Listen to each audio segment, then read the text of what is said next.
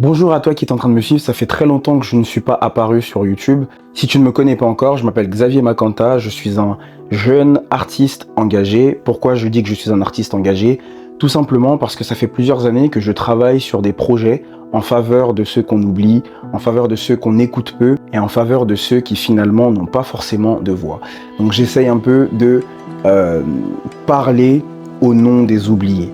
Si tu veux en savoir plus sur mes œuvres engagées, je t'invite à consulter mon compte Instagram, Xavier Makanta, et sur ma page YouTube, tu trouveras aussi des courts-métrages et quelques vidéos qui parlent du Congo. Et je veux maintenant lancer une série de vidéos pour interpeller la jeunesse et interpeller notre monde qui est en train de partir complètement, pour moi, à la dérive totale. Et j'aimerais qu'on puisse comprendre ensemble certains faits de société plutôt que de les juger. Je m'intéresse énormément à la jeunesse, que ce soit au Congo, que ce soit en France.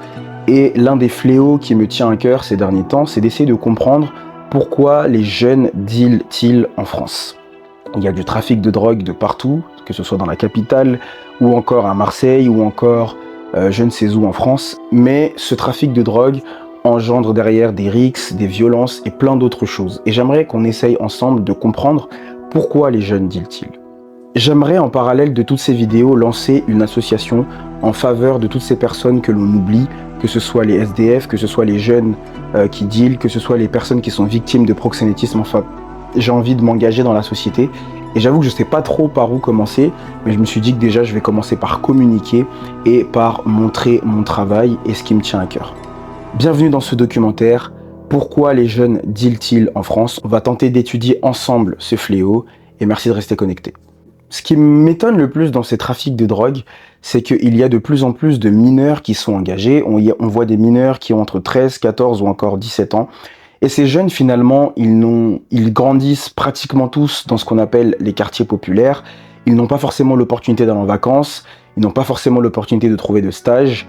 Et finalement, ils se retrouvent coincés, entre guillemets, dans leur quartier. Et c'est généralement comme ça qui se trouvent petit à petit dans les trafics de drogue. Le problème, c'est que ces jeunes, on les juge, on dit qu'ils aiment l'argent, mais en fait, la vérité, c'est qu'ils grandissent dans des foyers dans lesquels il y a extrêmement de pauvreté. Et la plupart des jeunes qui commencent à dealer, ils se disent d'abord dans leur tête, je vais faire ça pour aider mes parents qui sont dans le besoin, pour aider ma mère, pour aider mon oncle, pour aider mon père. Parce que la plupart, c'est souvent des enfants d'immigrés, de personnes qui ont parfois peu de moyens, pas parce qu'ils ne veulent pas, mais parce que parfois il n'y a pas d'opportunité et on ne leur donne pas l'opportunité. Vous connaissez mieux que moi, en France c'est vrai qu'il y a beaucoup de fléaux de racisme, etc., etc. Je suis pas là pour parler de ça, mais bref, c'est pour dire qu'en général, ces jeunes se trouvent dans ce genre de situation et c'est ça qui les pousse à se tourner vers le trafic de drogue. Et quand je disais au début de la vidéo qu'il y a de plus en plus de mineurs dans le trafic de drogue, en 2023, il y a plus de 130 000 infractions liées aux stupéfiants qui ont été enregistrées chez les jeunes mineurs. Et ça, c'est en hausse en France depuis 2015. Et dans le silence des institutions, une réalité s'installe. Le trafic n'attend plus les adultes. Selon l'Observatoire national de la délinquance et des réponses pénales, près de 19% des personnes mises en cause pour du trafic de stupéfiants sont mineurs. Pas majeurs, pas diplômés, pas préparés, mais déjà enrôlés, endettés et complètement embrigadés. Et le truc, c'est que dans certaines cités comme Marseille, Sevran, Saint-Denis ou encore Nîmes, les guetteurs ont parfois 12 ans. Je sais pas si vous vous rendez compte, 12 ans. À 12 ans, je jouais à FIFA et je m'énervais sur ma manette parce que j'arrivais pas à marquer 3 buts.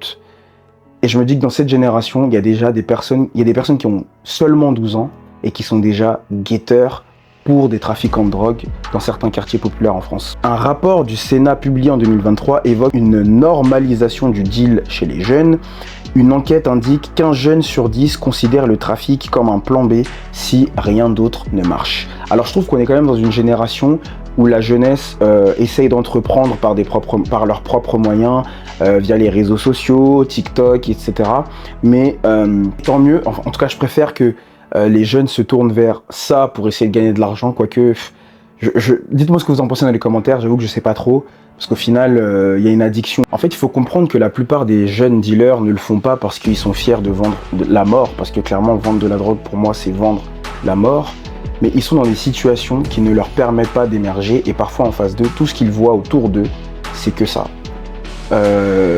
Une autre étude nous montre aussi que la plupart des jeunes qui rentrent dans le trafic de drogue, c'est lié à leur manière de grandir. Ils ont grandi parfois dans des foyers monoparentaux ou des foyers dans lesquels il y avait extrêmement de violence verbale ou physique, un manque d'affection.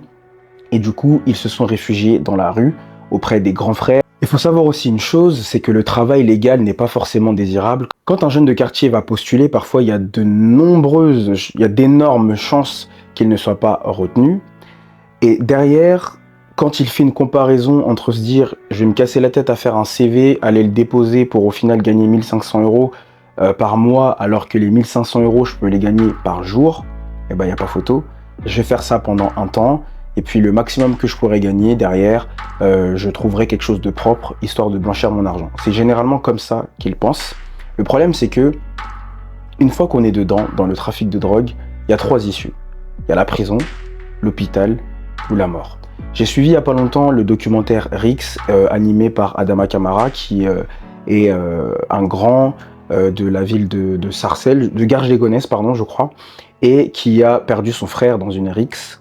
Et généralement, le trafic de drogue, il est mêlé au Rix, c'est-à-dire des guerres entre 2 bandes rivales, et ça amène toujours la mort, l'hôpital ou la prison. On va essayer ensemble de comprendre le pourquoi. Comme je te le disais en début de cette vidéo, la plupart ne se disent pas « j'ai envie de vendre de la drogue ». Mais le truc, c'est qu'en France, on compte près de 2 millions d'enfants qui vivent dans une famille monoparentale, et dans 85% des cas, c'est la mère qui élève seule les enfants, pas toujours par choix, mais souvent par abandon, par éloignement ou par poids de la précarité. Le résultat, c'est que ça emmène un énorme vide affectif. Et le truc, c'est qu'il n'y a pas de figure paternelle stable, il n'y a pas de modèle solide, seulement une mère débordée, parfois absente. Résultat de tout ça, c'est qu'il y a un fils, une fille, un enfant qui est laissé seul, livré à lui-même en quête d'un regard ou d'une certaine considération. Et du coup, ce qui va se passer, c'est que le deuxième point que ça va engendrer, c'est l'échec scolaire. Chaque année, on compte plus de 80 000 jeunes qui sortent du système scolaire sans aucun diplôme. Des gamins qui ont redoublé, qui ont été rabaissés et qui ont été mis de côté. Pour ma part, j'ai redoublé mon CE1 et je me souviens que les personnes autour de moi étaient très taquines envers moi. Parfois, c'était pas méchant, mais je sais que parfois, moi, je le vivais mal. Le fait que tu aies redoublé à l'école primaire, en tout cas, je sais pas pour les nouvelles générations, mais moi, à mon époque, c'était un peu comme mal vu. Et parfois, ces personnes qui ont redoublé, qui ont refait une année, elles se séparent aussi de leurs camarades de classe, on va dire, et elles se retrouvent avec d'autres camarades, et parfois, ça peut aussi engendrer un changement de fréquentation. L'école, c'est censé être un ascenseur social, mais pour beaucoup, c'est un couloir sans lumière, et quand la lumière s'éteint, eh ben, c'est le terrain qui brille. Aujourd'hui, le taux de chômage chez les jeunes est de 17% en France, mais grimpe jusqu'à 30% dans certains quartiers sensibles. Il faut rajouter à ça la pression sociale, l'envie de s'habiller comme les autres, ne pas arriver en jogging troué, de ne pas être le pauvre du groupe. Il y a les réseaux sociaux qui ont amplifié ce phénomène de lifestyle qu'on peut voir sur Instagram, se lever à 5 h du matin, faire du sport, s'habiller sur son 41, etc., etc. Et il y a les montres, les baskets, le téléphone, ça devient vraiment des codes d'appartenance. Et pour certains, le deal devient une réponse à l'humiliation sociale. C'est pour ça, en fait, que les jeunes, parfois, se tournent vers le trafic de drogue. Et le mythe du terrain, justement, c'est cette fameuse dalle en béton qui est en bas de chez eux, généralement, et qui est remplie d'illusions. Pour beaucoup, le terrain, ce n'est pas un lieu de vente, mais c'est une vraie famille, une bande qui t'appelle par ton prénom, qui te fait une place, qui te forme et qui te protège.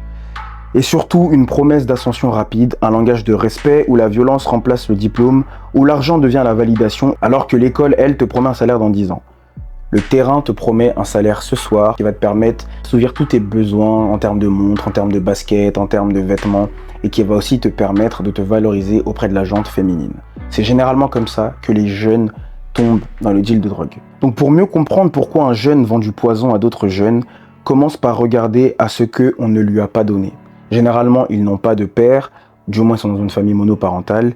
Ensuite, il n'y a pas de diplôme, pas de travail et pas de place dans la société. Alors, forcément, ces jeunes essayent de se fabriquer une place dans la société en imposant le respect par la violence et en imposant une image meilleure d'eux-mêmes grâce à l'argent qu'ils se font sur ces terrains de drogue. Donc pour récapituler, il y a d'abord un vide familial, qui engendre un échec scolaire, qui engendre un manque de place dans la société et qui engendre une volonté de se créer une place dans la société. Et c'est ce que le trafic de drogue semble offrir à ces jeunes. Je dis bien semble offrir parce que au départ, ils ont ce sentiment et puis quelques années après, ils te disent j'aimerais bien en sortir, mais j'y arrive pas. On va voir ensemble maintenant la partie 3, l'échec social dans les détails. Alors comme je te le disais en début de cette vidéo, on aime accuser ces jeunes en leur disant qu'ils ne font rien, ils sont là en bas du bâtiment en train de vendre de la drogue, mais sache que ça ne leur fait pas plaisir. Il faut comprendre une chose et on va regarder ensemble les données chiffrées en France et qui nous permettent de comprendre pourquoi certains jeunes qui dealent de la drogue, qui vendent de la drogue, se sentent totalement exclus. En 2024, plus de 30% des établissements situés en réseau d'éducation prioritaire font l'état d'un manque de personnel éducatif ou de remplaçants. Des CPE sont surchargés, des professeurs démunis, des assistants d'éducation complètement à bout de souffle. Assistants d'éducation, j'entends par là les surveillants dans les établissements tels que les collèges ou encore les lycées. Il y a parfois un seul CPE qui doit gérer plus de 500 élèves dans certains établissements. Et comment détecter la détresse dans cette foule anonyme ? Comment accompagner un jeune qui décroche quand on n'a même pas le temps de l'écouter ? Il y a un deuxième constat qui a été fait d'après les recherches que j'ai faites. Il y a des structures de réinsertion qui sont complètement sous-financées. Les missions locales et les protections judiciaires de la jeunesse, qu'on appelle les PJJ, les centres d'insertion, tous crient au manque de moyens. En 2023, le budget moyen accordé par jeune dans une mission locale était de moins de 1200 € par an. À peine de quoi proposer 2 entretiens, un atelier CV et un stage en entreprise. Et pendant ce temps-là, il y a un réseau de stupéfiants qui peut proposer à ces jeunes 500 € par jour. 500 € par jour ou par semaine à un adolescent. Et vous pensez vraiment que ces adolescents, ils vont refuser face à tous les obstacles qu'il y a? Ils peuvent pas. Alors comme je disais au début de cette vidéo, la plupart des jeunes qui dealent, ils sont pas du tout dans la volonté de vendre la mort, parce que c'est vendre la mort, mais ils n'ont pas d'autre issue. Et dans leur cœur, ce qu'ils veulent, c'est faire du bien à leur maman, à leurs enfants peut-être, parfois ils ont des enfants, ils se disent je vais amasser cet argent-là, bien que je sais que ce soit de l'argent sale, eh ben, je vais avoir cet argent-là pour vraiment aider les autres. Il y a aussi une police qui est débordée, mais aussi malheureusement il n'y a plus de confiance, il n'y a plus de relation entre les jeunes de quartier et la police, puisqu'il y a tellement de faits sociaux très tragiques, notamment la mort de Naël en 2023 qui a engendré des émeutes dans toute la région parisienne. Et la police, elle est aussi en sous-effectif, mais elle est aussi complètement désengagée vis-à-vis de ces quartiers populaires. Elle n'a plus envie d'intervenir et quand elle y intervient, malheureusement, la plupart du temps, c'est avec des violences sévères qui justement brisent cette relation de confiance qui est censée avoir entre les citoyens et la police. Il y a aussi la politique qui est complètement hors sol. Il y a beaucoup de lois qui sont écrites mais qui sont loin des cités. Trop de décisions prises par des gens qui n'ont même pas mis les pieds une seule fois en cité. Et résultat, il y a un sentiment d'abandon généralisé. Les jeunes ne se sentent pas du tout écoutés, pas représentés, pas compris. Et dans les banlieues françaises, on compte un taux d'abstention électorale chez les 18-24 ans qui atteint parfois les 80%. Donc ce n'est pas de l'indifférence, c'est de la résignation. On parle beaucoup des jeunes de quartier pour dire qu'ils sont violents, qu'ils brûlent des voitures, que ceci, que cela, et on s'intéresse jamais à ce qu'ils vivent et à ce qui justement les pousse parfois à des actions qui sont complètement horribles. Je suis pas là pour justifier les actions qui sont violentes et toutes ces choses, mais il faut aussi comprendre qu'au niveau de la société, c'est une partie de la population qui est complètement mise de côté, qui est mise à l'écart, et qui est complètement à l'abandon. Donc c'est une population qui est à l'abandon déjà chez elle, au niveau de sa famille, au niveau de ses parents, de ceci, de cela, et qui en plus de ça dans la société qui est complètement mise de côté. Combien de fois on n'a pas entendu qu'un jeune n'a pas été pris à un entretien d'embauche parce qu'il habitait à Sevran, parce qu'il habitait à Grigny, ou parce que son nom de famille c'était un nom de famille à consonance africaine ou maghrébine, ils sont complètement mis de côté. Donc derrière, c'est pour ça qu'il y a des jeunes qui se tournent vers le trafic de drogue. Même pour trouver un stage de 3e, un stage de seconde, ils ne trouvent pas. Et ils n'ont pas les moyens non plus d'aller en vacances. Donc forcément, ils se retrouvent là, en bas du quartier. C'est soit le foot, soit la musique, et soit la drogue. Généralement, c'est ces trois options-là qu'ils ont. Et forcément qu'ils vont se tourner vers celle qui leur génère de l'argent, qui va être la drogue. Parce que le foot, tu peux, mais il faut avoir le talent, il faut rentrer dans un centre de formation, il faut signer. La musique, pareil, tu peux, mais ça nécessite un certain talent. Alors que vendre de la drogue, en tout cas au début, quand tu es, entre guillemets, un petit vendeur, t'as pas trop de talent à avoir. Tu restes là, posé sur une chaise, les clients arrivent, et tu sais qu'à la fin de la journée, tu as ta part, en plus en espèces. Donc il faut réfléchir à tout ça avant de pouvoir les pointer du doigt. Maintenant qu'on a vu le problème, quelles sont les solutions qu'on pourrait apporter? En tant qu'artiste engagé, je m'engage bien sûr dans des œuvres artistiques engagées, c'est ça, un artiste engagé, qui vont pouvoir parler à ces jeunes qui font du trafic de drogue. Et d'ailleurs bientôt, il y a le court-métrage Le Terrain qui sera disponible sur YouTube, qui explique un peu la vie d'un jeune dealer malgré lui.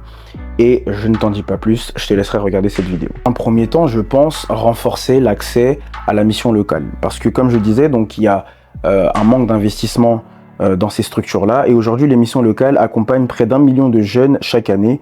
Mais beaucoup passent encore entre les mailles du filet, trop éloignés, trop découragés ou encore trop méfiants. Il faudrait multiplier les médiateurs de rue.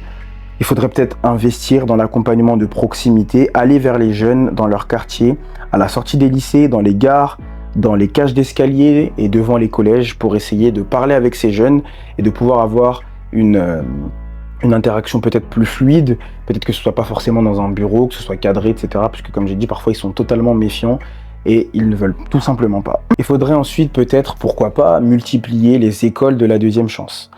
Aujourd'hui, il existe 140 écoles de la deuxième chance, donc c'est ce qu'on appelle des E2C. C'est un dispositif qui est là en France, sauf que il y a à peu près 15 000 jeunes qui sont formés par an au lieu de 80 000 jeunes qui sont complètement sortis du système scolaire. Donc on pourrait multiplier les écoles de la deuxième chance pour que parmi les 80 000 jeunes qui ont abandonné, il n'y ait pas seulement 15 000 jeunes pris en charge, mais que ce soit l'ensemble de ces jeunes qui soient pris en charge à cette école de la deuxième chance pour pouvoir avoir un avenir dans la société française. L'une des deuxièmes solutions, ce serait de mettre en place des structures dans des quartiers tels que des bibliothèques, des maisons de jeunesse ou encore des ateliers qui permettent d'exprimer leur art, que ce soit la musique, que ce soit la peinture, le dessin. À force de mettre ces structures-là en place dans les quartiers, ça permet à ce que des jeunes se disent « bon bah, je sors de chez moi, là où chez moi c'est tendu, là où il y a des violences, là où il y a toutes ces choses-là, je peux me rendre à la bibliothèque en bas, je vais peut-être lire, je vais peut-être faire ceci, je vais peut-être faire cela, et ça m'évite en fait de traîner avec des mauvaises personnes